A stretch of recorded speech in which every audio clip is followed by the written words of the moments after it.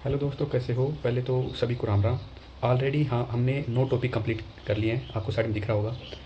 आप AIIMS CRE 2025 या एसपीजीआई Lucknow exam की आप तैयारी कर रहे हो, तो जो मैं थ्योरी करवा रहा हूँ, ऑलरेडी मैंने 4 क्लासेस डाल दिए हैं, 9 टॉपिक हमने कर लिए हैं और प्रत्येक टॉपिक का हमने थ्योरी क्लियर किया है और जो क्वेश्चन पीडीएफ है वो भी मैंने सबको प्रोवाइड करवाया है। हर जो टॉपिक है उसके मैंने 50 क्वेश्चन दिए हैं, तो काफ़ी प्रैक्टिस के लिए और काफ़ी जो हमारे जो क्वेश्चन है बहुत इंपॉर्टेंट है, मतलब जो पिछले एग्जाम में आए हुए हैं प्रीवियस क्वेश्चन है, प्लस जो इंपॉर्टेंट है वो हैं और जो थोड़ा सा एक्स्ट्रा भी जोड़ा गया है। तो मतलब पेपर एग्जाम ने कैसा भी बना ले, घुमा फिरा के इधर से जाएगा। यानी अगर 80 नंबर हमारे डोमेन सब्जेक्ट से आते हैं, या आप ओटी असिस्टेंट या हॉस्पिटल अटेंडेंट की एग्ज़ाम की तैयारी कर रहे हो, तो दोनों का सिलेबस सेम है, बिल्कुल सेम है, कोई अंतर नहीं है। तो इधर से ही घूम फिर के क्वेश्चन आएंगे। बाकी ज़्यादातर यूट्यूबर आपको थ्योरी बहुत कम पढ़ाते हैं, आपको यूट्यूब पर देख लेना, सीधे क्वेश्चन करवाते हैं क्योंकि उनके लिए आसान होता है और कम समय में थ्योरी वो करवा भी नहीं पाएंगे। लेकिन हम ज़्यादा लंबी वीडियो नहीं लेते, आप आराम से रिविजन कर सकते हो और क्वेश्चन भी प्रॉपर हर टॉपिक के 50+ क्वेश्चन दे रहा हूँ। आज हम 2 टॉपिक और क्लियर करेंगे इस वीडियो में। एक तो हो जाता है कि मरीज़ की अति आवश्यक ज़रूरतें क्या होती हैं। हॉस्पिटल में कोई भी मरीज़ है वो भर्ती है, तो उसकी अति आवश्यक ज़रूरतें क्या है और एक आवश्यक ज़रूरतें क्या है, इनमें अंतर होता है। एक तो अति आवश्यक और एक आवश्यक। अति आवश्यक में जैसे ऑक्सीजन है, ऑक्सीजन पेशेंट को बहुत ज़्यादा ज़रूरी होती है, ऑक्सीजन के बिना कि वो ज़िंदा ही नहीं रह पाएगा। ऑक्सीजन हो गया, पोषण हो गया, प्रॉपर भोजन हो गया, मेडिसिन हो गई, ये उसकी अति आवश्यक ज़रूरतें हैं। लेकिन आवश्यक आवश्यक में क्या हो गया, जैसे उसको मतलब उसका प्रॉपर देख रेख करनी है हर चीज़ की, और प्रॉपर उसका मतलब उसको मतलब आत्मसम्मान उसको उसका वो बनाए रखना है, उसको प्रॉपर विश्वास दिलाना है कि आप ठीक हो जाओगे। इनमें इसलिए अति आवश्यक और आवश्यक में अंतर होता है। ये दोनों टॉपिक पढ़ेंगे, लप्पू से टॉपिक हैं, छोटे से टॉपिक हैं। शानदार थ्योरी मैं क्लियर इस वीडियो में करवा दूंगा। इसके क्वेश्चन आपको पीडीएफ में मिल जाएंगे। जिसको भी क्वेश्चन चाहिए वो कमेंट्स में बता देना, और जो नए हैं चैनल को सब्सक्राइब करना, क्योंकि आप अगर परिवार का हिस्सा बनना चाहते हो तो आपको सब्सक्राइब करना पड़ेगा, बेल आइकन दबाना पड़ेगा कि प्रॉपर नोटिफिकेशन आपके पास पहुंच जाए, और वीडियो को लाइक करना पड़ेगा और अपने दोस्तों को शेयर करना पड़ेगा। चलो, हम ज़्यादा टाइम ख़राब करने की बजाय हम टॉपिक स्टार्ट करते हैं, और आने वाले 15 दिन में जो 42 टॉपिक है वो मैं कंप्लीट करवा दूंगा, और उसके बाद हम एक्स्ट्रा जो करंट अफेयर वगैरह है वो भी मैं आपको करवा दूंगा, तो आराम से आपका ये पेपर निकल जाएगा। चलो, हम टॉपिक स्टार्ट करते हैं। हमारा पहला जो टॉपिक है वो है मरीज़ की अति आवश्यक ज़रूरतें, इसेंशियल नीड्स ऑफ पेशेंट। यानी बिल्कुल छोटे से टॉपिक है, दो आराम से थ्योरी पार्ट है, बिल्कुल आसानी से समझ में आ जाएगा। बस जो मैं आपको बोलूँ, जो भी मैं शब्द बोलूँ उस पर थोड़ा सा आपको ध्यान देना है और आराम से सुनना है। अति आवश्यक चीज़ों में, जैसे मरीज़ की अति आवश्यक चीज़ें कौन सी होती है? एक तो ऑक्सीजन होगी। ऑक्सीजन एक अति आवश्यक है, यानी बहुत ज़्यादा महत्वपूर्ण योगदान है ऑक्सीजन का। ऑक्सीजन, थोड़ा सा मैं आपको बता दूँ इसके बारे में। ऑक्सीजन शरीर की हर कोशिका को ऊर्जा प्रदान करने के लिए आवश्यक है। बिल्कुल सही बात है कि ऑक्सीजन से हर कोशिका को ऊर्जा मिलती है। उसी की वजह से हमारा जो शरीर है वो मतलब एनर्जी या मतलब जीवित सा लगता है। अगर ऑक्सीजन नहीं रहेगी तो एक मुरझाया हुआ सा हमारी जो त्वचा वगैरह है, कोशिका वगैरह है, मुरझी हुई सी लगेंगी। यदि किसी मरीज को ऑक्सीजन न मिले तो अंगों की कार्य क्षमता रुक सकती है और जीवन संकट में पड़ सकता है। बिल्कुल सही बात है। आगे हम बात करें, बिल्कुल मतलब कॉमन सेंस सा टॉपिक है, बिल्कुल कॉमन सेंस से भी आप इसको आराम से क्वेश्चन सही कर दोगे। पोषण और जल ये भी एक अति आवश्यक चीज़ में आता है। मरीज को पोषण युक्त भोजन और पर्याप्त पानी मिलना चाहिए। यह शरीर की मरम्मत, ऊर्जा उत्पादन और संक्रमण से लड़ने में मदद करता है। निर्जलीकरण से कमजोरी, जैसे निर्जलीकरण का मतलब होता है जैसे शरीर से उल्टी वगैरह हो जाती है ना, तो उससे क्या होती है, कमजोरी हो जाती है, चक्कर आना, अंग विफलता हो सकता है, क्योंकि उससे शरीर में डिहाइड्रेशन हो जाता है, शरीर में जो जल होता है उसकी कमी हो जाती है। आगे हम बात करें नींद और आराम। मरीज होता है उसको प्रॉपर नींद चाहिए, प्रॉपर आराम चाहिए, क्योंकि जो अपना बॉडी पार्ट होता है उसको प्रॉपर बैलेंस, प्रॉपर कार्य करने के लिए प्रॉपर आराम भी चाहिए, प्रॉपर नींद भी चाहिए, क्योंकि एक मशीन नहीं है, ये एक शरीर है, इसमें हर चीज़ की नीड होती है। नींद और आराम से शरीर की कोशिकाएं स्वयं की मरम्मत करती हैं, यानी उन्हें एक रिलीफ मिलता है, आराम मिलता है नींद से। यह मानसिक तनाव को भी कम करता है। बिल्कुल सही बात है। अस्पताल में मरीजों को शांत वातावरण देना चाहिए ताकि वे अच्छी नींद ले सकें। अच्छी नींद कब ले पाएंगे? जब उनको प्रॉपर व्यवस्था मिलेगी, अस्पताल के अंदर, वार्ड के अंदर प्रॉपर व्यवस्था मिलेगी, शांत वातावरण मिलेगा, तब वो अच्छी नींद ले पाएंगे। उन्हें प्रॉपर रहने के लिए प्रॉपर सुविधा मिलेगी वहाँ वार्ड में सोने के लिए। उनका बेड वगैरह सही नहीं रहेगा तो कहाँ से नींद आएगी, उनको कहाँ से आराम मिलेगा? प्रॉपर चीज़ें होनी चाहिए। तापमान नियंत्रण, बिल्कुल तापमान नियंत्रण। जैसे ज़्यादा गर्मी है तो मरीज़ कहाँ से वहाँ पे आराम से नींद ले पाएगा, कहाँ सो पाएगा। ज़्यादा सर्दी है तो मतलब एक तापमान का भी नियंत्रण होना चाहिए। मरीज़ के शरीर को सामान्य तापमान पर बनाए रखना चाहिए। अत्यधिक ठंड या गर्मी से उनकी स्थिति खराब हो सकती है। बुजुर्गों और बच्चों में तापमान का विशेष ध्यान रखना चाहिए, क्योंकि जवान होता है वो तो फिर भी सहन करे, लेकिन बुजुर्ग और बच्चे होते हैं वो सेंसिटिव होते हैं, उनको ज़्यादा ज़रूरत पड़ती है। स्वच्छता और हाइजीन, यानी स्वच्छता भी बहुत ज़्यादा ज़रूरी होती है। व्यक्तिगत और पर्यावरणीय स्वच्छता से संक्रमण का खतरा कम होता है। मरीज़ के हाथ, कपड़े, बिस्तर, टॉयलेट आदि स्वच्छ होने चाहिए, और स्वच्छता रहेगी तो संक्रमण का खतरा कम रहेगा, मरीज़ जल्दी ठीक होगा।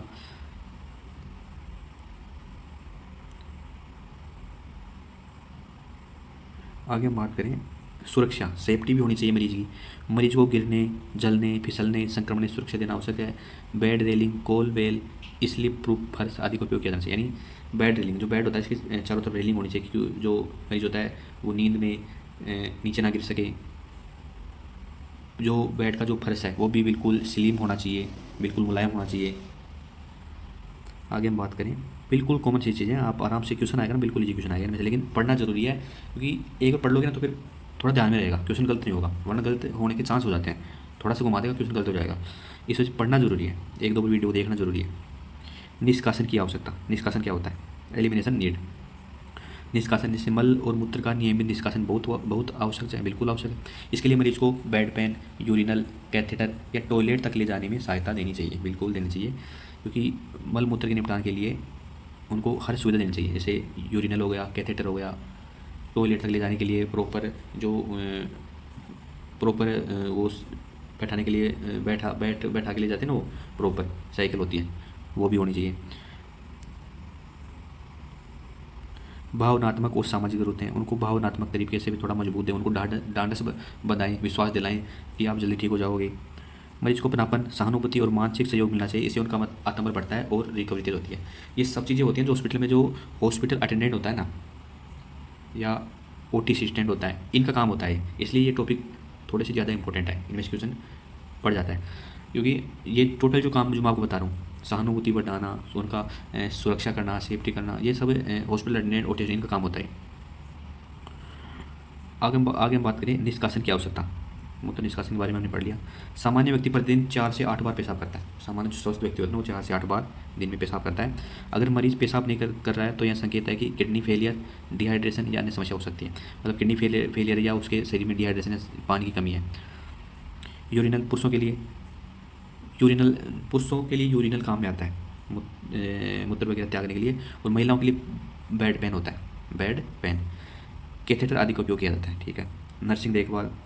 नर्सिंग देखभाल या हॉस्पिटल अटेंडेंट के लिए उनकी स्वच्छता बनाए रखें, गोपनीयता का सम्मान करें, उनकी है ना, गोपनीयता मतलब उनको कोई भी, जैसे आपने हॉस्पिटल वगैरह में देखा होगा, कोई भी उनको यूरिनल लगाते हैं, कुछ भी एक्स्ट्रा चीज़ें करते हैं तो उनको प्रॉपर एक वातावरण दिया जाता है, चारों तरफ जैसे पर्दा लगाया जाता है, तो गोपनीयता का, इन चीज़ों का सम्मान, मतलब प्रॉपर चीज़ देनी चाहिए उनके, जिसके मतलब असुविधा महसूस नहीं करे मरीज।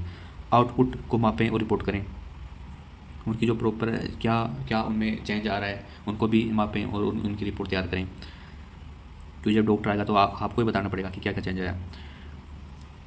मल निष्कासन, जैसे कब्ज और दस्त आम समस्याएं हैं, मरीज को समय पर टॉयलेट जाना चाहिए, बेड पेन प्रदान करें, ठीक है, बिल्कुल है। फाइबर युक्त आहार और पानी की मात्रा बढ़ाएं।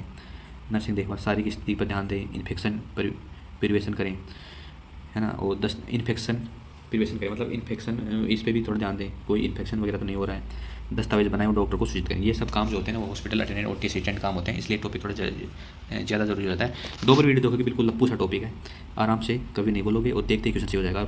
इन क्वेश्चनों की जो PDF है वो आपको व्हाट्सअप ग्रुप में मिल जाएगी, और जो व्हाट्सअप ग्रुप में नहीं जुड़ा है वो कमेंट में मैसेज कर देना कि मेरे को PDF चाहिए, मैं आपको फ़ोन नंबर, व्हाट्सअप नंबर दे दूँगा, आप आराम से जुड़ सकते हो। दूसरा टॉपिक हम स्टार्ट करते हैं। अब हम जो टॉपिक पढ़ेंगे वो पढ़ेंगे मरीज़ की ज़रूरतें, यानी बेसिक नीड। अभी हमने जस्ट पहले पढ़ा कि मरीज़ की अति आवश्यक ज़रूरतें, यानी वो तो बहुत ज़्यादा ज़रूरी है। अब पढ़ेंगे मरीज़ की ज़रूरतें, बेसिक ज़रूरतें, सामान्य ज़रूरतें। ये भी एक टॉपिक है, दोनों टॉपिक अलग से दे रखा था, इसलिए मैंने अलग इन 2 टॉपिक को थोड़ा कवर किया है, और इनके क्वेश्चन भी मैं आपको PDF के रूप में दूंगा। क्वेश्चन अटेंड कर लोगे, थ्योरी के बाद ही आप क्वेश्चन अटेंड किया करो। थ्योरी पढ़ा करो, 1-2 बार क्लास लिया करो, एक ही क्लास को 2 बार देखा करो, तो उसके बाद आप क्वेश्चन लगाते हो ना, तो हर क्वेश्चन आपका सही होगा। भौतिक आवश्यकताएं, फिजिकल नीड्स की भौतिक आवश्यकताएं मरीज की क्या होती हैं? भोजन और पानी भौतिक अवस्थाओं में आता है। क्वेश्चन देखोगे ना आप, तो कैसे आपको क्वेश्चन लगाते हो ना, तो आपको पता चलता है कि कैसे इन्हीं में से टॉपिक में से कैसे घुमा फिरा के क्वेश्चन बनता है।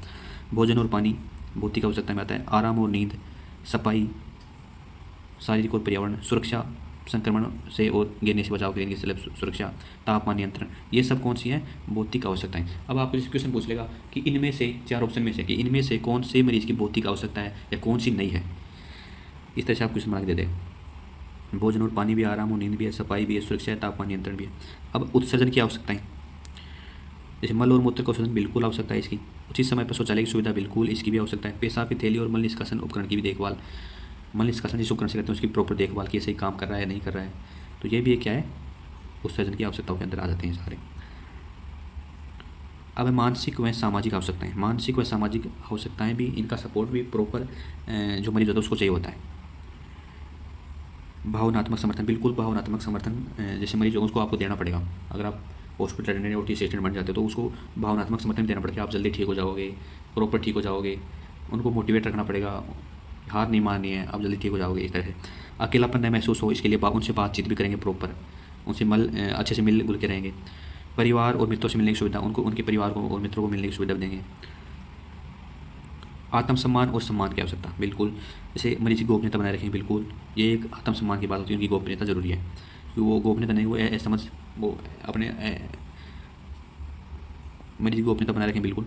उसके साथ सम्मान से बात करना, बिल्कुल उसकी सहमति से कार्य, और उनसे कुछ भी लगाने से पहले, जैसे उनको सुई लगानी है या कुछ उनकी बेड शीट वगैरह चेंज करनी है या और कुछ करना है, तो उनको पूछेंगे पहले कि मैं आपकी बेड शीट चेंज कर दूँ, फिर वो बोलेंगे करना है नहीं करना है, वो बोलेंगे ठीक कर दो, फिर करनी है आपको, उनकी सहमति लेनी है। आध्यात्मिक आवश्यकताएं, आध्यात्मिक जैसे धार्मिक मान्यताओं, क्योंकि बहुत से मरीज होते हैं, सभी ज़्यादातर इंडिया में सभी हैं जो आध्यात्मिक होते हैं, तो उनको धार्मिक मान्यताओं का उनकी कोई भी है, कोई मुस्लिम है, कोई हिंदू है, उन्हें तो उनकी धार्मिक जो मान्यता है उनका भी हमें सम्मान करना है। पूजा प्रार्थना, उनको सुविधा भी देनी है पूजा प्रार्थना के लिए, मानसिक शांति के लिए मदद भी करनी है, कोई चीज़ उनको ज़बरदस्ती नहीं थोपनी हमें। थोड़ा सा मैंने एक्स्ट्रा इसमें जोड़ दिया है उपयोगी चीज़ें। मरीज की सभी आवश्यकताएँ मास्लोस हियरार्ची ऑफ नीड्स से संबंधित होती हैं, ये थोड़ा एक्स्ट्रा से मैंने जोड़ दिया है। एक अच्छी हॉस्पिटल अटेंडेंट या असिस्टेंट को मरीज की सभी जरूरतों का ध्यान रखना चाहिए, शारीरिक, मानसिक और सामाजिक। मरीज की जरूरतें बीमारी, उम्र और स्थिति के अनुसार बदल सकती हैं, बिल्कुल बदल सकते हैं, कि जैसे बच्चा होगा वो अलग चीज़ें की मांग करेगा, कोई बूढ़ा इंसान है वो अपनी उम्र के हिसाब से अलग चीज़ों की मांग करेगा, तो हाँ हमें सबका सम्मान करना है। तो बिल्कुल सीधे से थ्योरी टाइप के दोनों टॉपिक थे, हमने अच्छे से कवर किया। इनके जो क्वेश्चन मिलेंगे आपको वो PDF में ग्रुप में मैं डाल दूँगा, और जो नए हैं परिवार का हिस्सा बनना जिसको परिवार का हिस्सा बनना है वो चैनल को सब्सक्राइब कर लेना, और सभी एक बार प्यारा सा कमेंट ज़रूर करना, क्योंकि इससे एक मोटिवेशन मिलता है मेरे को, क्योंकि जितनी मैं मेहनत कर रहा हूँ आप अंदाज़ा नहीं लगा सकते।